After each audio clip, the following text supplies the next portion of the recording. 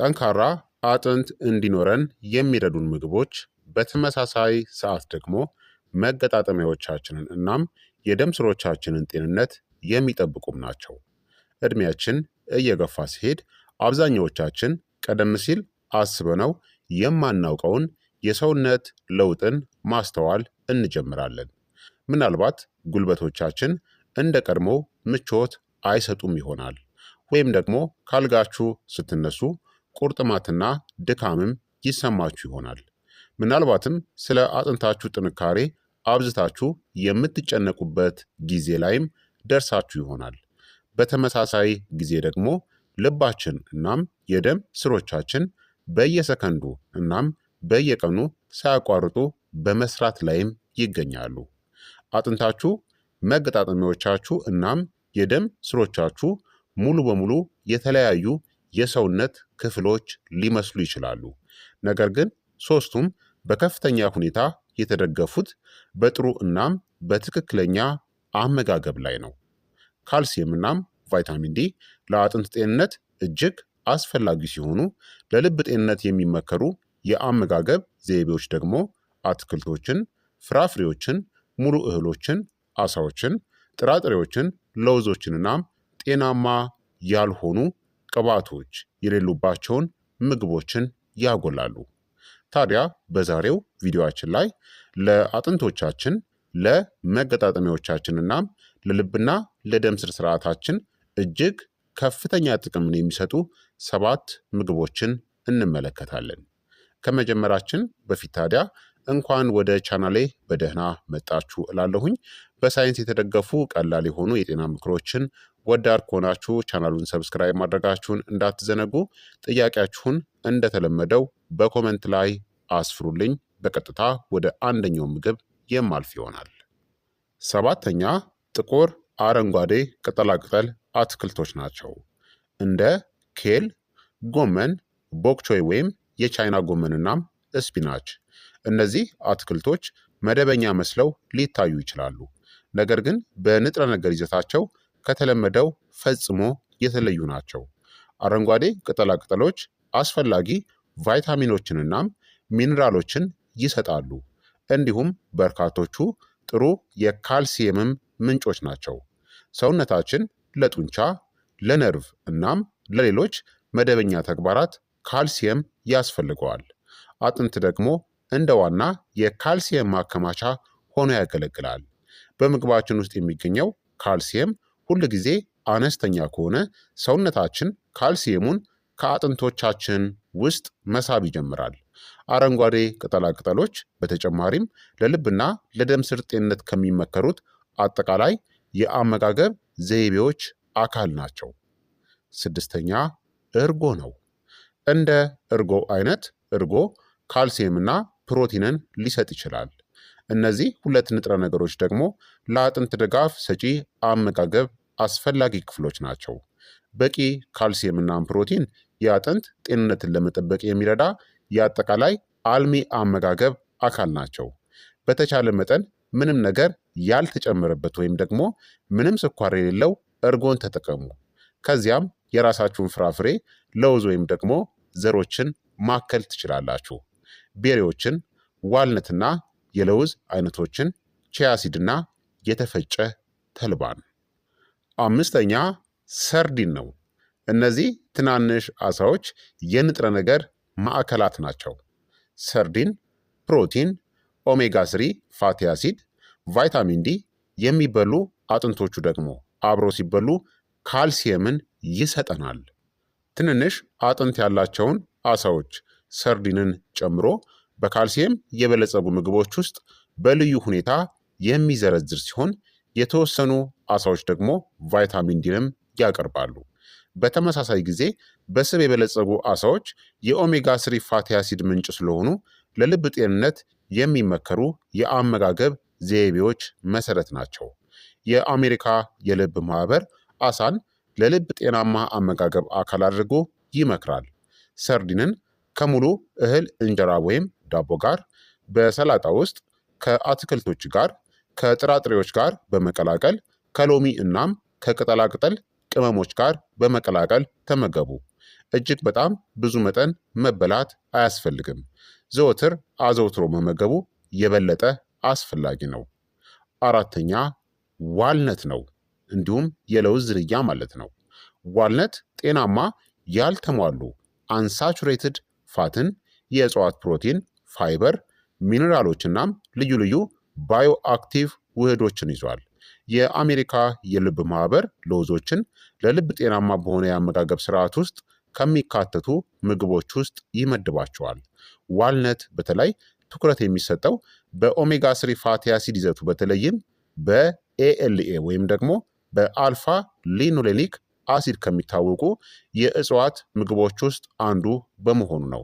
ነገር ግን ብዙ ሰዎች የሚሰሩት ስህተት አለ። ለውዝ ጤናማ ነው የሚለውን ሰምተው ያለ ገደብ መመገብ ይጀምራሉ። ጤናማ ማለት ካሎሪ የለውም ማለት አይደለም። አንድ ትንሽ እጅ ያክል መመገብ በቂ እናም ተስማሚ መጠን ነው። በተቻለ መጠን ጨው የሌለበት ወይም አነስተኛ ጨው ያለው ዋልነትን ምረጡ። ዋልነትን በኦትሜል፣ በእርጎ፣ በሰላጣዎች፣ በአትክልት ምግቦች ውስጥ በሙሉ እህሎች በመጨመር ወይም በቀላሉ አነስተኛ መጠንን እንደ መክሰስ ተመገቡ። ሶስተኛ ኤክስትራ ቨርጂን ኦሊቭ ኦይል ነው።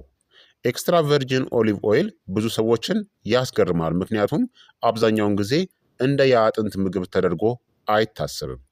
ኤክስትራ ቨርጂን ኦሊቭ ኦይል በሞኖ አንሳቹሬትድ ፋት የበለጸገ ነው፣ እንዲሁም ጠቃሚ የእጽዋት ውህዶችንም ይዟል።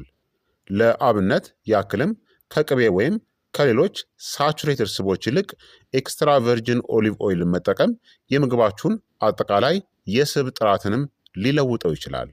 ኤክስትራ ቨርጂን ኦሊቭ ኦይልን በአትክልቶች፣ በጥራጥሬዎች፣ በሙሉ እህሎች፣ በሰላጣዎች፣ በአሳዎች ውስጥ በመጨመር ተመገቡ። ነገር ግን ጤናማ ስለተባለ ብቻ በሁሉም ነገር ላይ እንዳታፈሱት። ጥቂት መጠን ብቻ ትልቅ ለውጥን ያመጣል። ሁለተኛ ሳልመን አሳ ነው። ሳልመን ከፍተኛ ጥራት ያለው ፕሮቲን፣ ኦሜጋ ስሪ ፋቲ አሲድ፣ ቫይታሚን ዲ እናም ሌሎች አስፈላጊ ንጥረ ነገሮችንም ይይዛል። እንደ ሳልመን፣ ትራውት፣ ቱና እናም ማካሬል ያሉ አሳዎች ቫይታሚን ዲን የሚሰጡ ሲሆን በስብ የበለጸጉ አሳዎች ደግሞ የኦሜጋ ስሪ ፋቲ አሲድ ዋና ዋና ምንጮች ናቸው። ይህ ደግሞ ሳልመንን ለጤናማ ዕድሜ እጅግ ምርጥ ምግብ ያደርገዋል። አጥንቶቻችን ንጥረ ነገሮችን ይፈልጋሉ፣ ጡንቻዎቻችን ደግሞ ፕሮቲንን ይፈልጋሉ። የልብና የደም ስር ስርዓታችን በአሳ፣ በአትክልቶች፣ በሙሉ እህሎች፣ በጥራጥሬዎች፣ በለውዞችናም በጤናማ ስቦች ከበለጸገ አጠቃላይ አመጋገብ ይጠቀማል። የአሜሪካ የልብ ማህበርም እንደ ሳልመን ያሉ አሳዎችን በምሳሌነት በመጥቀስ አሳን ለልብ ጤናማ አመጋገብ አካል አድርጎ ይመክራል ማለት ነው። እነዚህን ታዲያ ፋቲ ፊሾችን የማታገኙ ከሆነ በሀገራችን በቀላሉ የምናገኘውን ትናንሽ አሳዎችን እንደ ቆሮሶ ያሉትን መጠቀም ትችላላችሁ ማለት ነው። አንደኛ ምስርናም የጥራጥሬ አይነቶች ናቸው። በተለይ እንደ ቦለቄ ያሉትን ምስርናም ጥራጥሬዎች እንደ ምስር፣ ሽምብራ፣ ጥቁር ቦለቄ፣ ቀይ ቦለቄ፣ ነጭ ቦለቄ ያሉትን ሌሎችንም ጥራጥሬዎች መመገብ ይኖርባቸዋል። ጥራጥሬዎች ለተለያዩ ምግቦች የሚሆኑ እናም በርካታ አስፈላጊ የኒውትሪሽን ጥራቶችን በአንድ ላይ የያዙ በመሆናቸው ነው። ቦለቄዎችናም ጥራጥሬዎች የእጽዋት ፕሮቲን፣ ፋይበር፣ ሚኔራሎች፣ ኮምፕሌክስ ካርቦሃይድሬትስን እናም ሌሎች ጠቃሚ ንጥረ ነገሮችን ይይዛሉ። የአሜሪካ የልብ ማህበርም ቦለቄዎችንናም ጥራጥሬዎችን ፋይበርን የሚያቀርቡ ጠቃሚ የእጽዋት የፕሮቲን ምንጮች አድርጎ ይለያቸዋል። እንድትጠቀሙ ይመከራል ማለት ነው። ትልቁ ሚስጥር ምንድን ነው? እነዚህን ምግቦችን ለየብቻቸው አትመገቧቸው። ሁሉንም ሰባቱን ምግቦችን በየቀኑ መመገብ አያስፈልጋችሁም። ቁርስ ላይ እርጎ፣ ዋልነትናም ፍራፍሬዎችን፣ ምሳ ላይ ደግሞ ምስር፣ አረንጓዴ ቅጠላቅጠሎችና ሙሉ እህሎችን፣ እራት ላይ ደግሞ እንደ ሳልመን ያሉ ፋቲ ፊሾችንናም አትክልቶችን እንዲሁም ደግሞ አነስተኛ መጠን ያለው ኤክስትራ ቨርጂን ኦሊቭ ኦይልን በመጠቀም ማሳካት ትችላላችሁ። እናም በሌላኛው ቀን ደግሞ ሳልመኑን በሰርዲን ተኩት። ምስሩን ደግሞ በቦለቄ ተኩት። የተለያዩ አትክልቶችን ደግሞ እየለዋወጣችሁ ተመገቡ። የረጅም ጊዜ ዘላቂነት ያለው የአመጋገብ ዘይቤን የምንፈጥረው በዚህ መንገድ ነው። በአንድ ጀንበር ደግሞ የተጎዳውን የካርቲሌጅ ወይም ደግሞ የመገጣጠሚያ አጥንትን መልሶ ይገነባል ተብሎ የተረጋገጠ አንድ ነጠላ ምግብ የለም። ጤናማ የሰውነት ክብደት፣ አካላዊ እንቅስቃሴ፣ በቂ ፕሮቲንና አጠቃላይ በንጥረ ነገር የበለጸገ አመጋገብ የሰውነት የመንቀሳቀስ ብቃትንናም አጠቃላይ የጡንቻና የአጥንት ስርዓት ጤንነትን ለመጠበቅ አስፈላጊ ናቸው። ስለዚህ ተአምራዊ የመገጣጠሚያ ምግብን ከመፈለግ ይልቅ በንጥረ ነገሮች በበለጸጉ ምግቦች ዙሪያ ምግቦችን አዘጋጁ። እናም ከአቅማችሁ ጋር የሚስማማ መደበኛ አካላዊ እንቅስቃሴን አድርጉ። የአሜሪካ የልብ ማህበር የ2026 የአመጋገብ መመሪያ አትክልቶችን፣ ፍራፍሬዎችን፣ ሙሉ እህሎችን፣ ጤናማ የፕሮቲን ምንጮችን፣ አንሳቹሬትድ ስቦችን ወይም ጤናማ ስቦችን፣ አነስተኛ የተቀናበሩ ምግቦችንና አነስተኛ የተጨመረ ስኳርና ሶዲየም ወይም የጨው አጠቃቀምን ያጎላል ወይም ይመክራል። ስለዚህ ሳልምንን እየበላችሁ ነገር ግን በየቀኑ ከፍተኛ መጠን ያለው የተቀነባበሩ ስጋዎችን፣ ስኳር የበዛባቸው መጠጦችን፣ በጣም የተቀነባበሩ ምግቦችንና ከመጠን በላይ ጨውን የምትወስዱ ከሆነ እንደ ሱፐር ፉድ ሁሉንም ነገር ያጠፋልኛል ብላችሁ እንዳትጠብቁ፣ አንድ ምግብ ብቻ ስለተመገባችሁ ማለት ነው። እነዚህን ጎጂ ነገሮችን ማስወገድ ያስፈልጋል። አስተውሉ። ቀድሞውኑ ኦስቲዮፖሮሲስ ወይም የአጥንት መሳሳት ወይም መርቀቅ፣ ከፍተኛ የመገጣጠሚያ በሽታ፣ የልብና የደም ስር በሽታ፣ የኩላሊት በሽታ ካለባችሁ ወይም ካልሲየምንና የደም መርጋትን የሚነኩ መድኃኒቶችን የምትወስዱ ከሆነ የባለሙያ ሕክምና ወይም የዶክተራችሁን ምክርን በዩቲዩብ ቪዲዮ ለመተካት እንዳትሞክሩ። ሰውነታችሁ ምንጊዜም ተአምር አያስፈልገውም። የሚያስፈልገው ዘወትር ማድረግና ቀጣይነት ነው። ስለዚህ ክቡራትና ክቡራን ተመልካቾቼ የዛሬው የጤና ትምህርት እንግዲህ ይህንን ይመስል ነበረ። ይህ ቪዲዮ ጠቃሚ ሆኖ ካገኛችሁትና ከተማራችሁበት ቻናሉን ሰብስክራይብ ማድረጋችሁን እንዳትዘነጉ። በሚቀጥለው ቪዲዮ ደግሞ በአጥንቶቻችሁ፣ በመገጣጠሚያዎቻችሁ እናም በልብና በደም ስር ጤንነታችሁ ላይ በጸጥታ የሚጎዱ ጎጂ የሆኑ ምግቦችን በደንብ እንመለከታለን ማለት ነው።